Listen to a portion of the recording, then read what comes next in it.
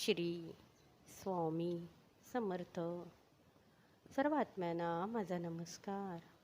आईची इच्छा असेल तर आपल्या आयुष्यात अशक्य ते शक्य देखील घडू शकतं.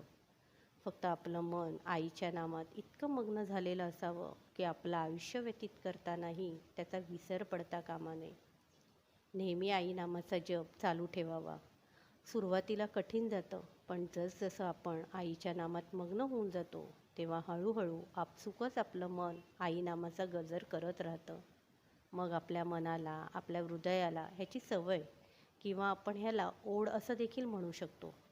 आईच्या नामाची ओढ लागली की सगळीकडे आईचं स्मरण राहतं.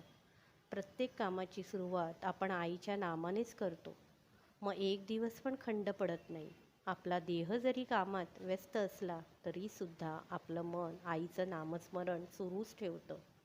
हे अनुभव प्रत्येक भक्ताला येतात, जो खरंच आईमध्ये लीन झालेला आहे.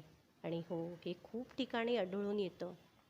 जो मनुष्य आई नामाचा जप तसंच चांगली कर्म करत असतो, मनुष्य धर्माचं पालन करत असतो, त्याला आपली आई कोणत्या ना कोणत्या रूपाने दर्शन देतेच.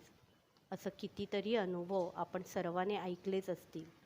पण आईची अनुभूती त्याच ठायी असते जिथे खरेपणा, प्रामाणिकपणा व मनुष्य धर्माचं पालन होतं. आपली आई दयाळू, प्रेमळ आणि इच्छापूर्ती करणारी आहे. ती आहे म्हणून आपण आहोत, हे कायम लक्षात ठेवा. मी तर म्हणेन, आपल्याला चुकूनही ह्याचा विसर पडता कामा नये. श्री स्वामी समर्थ.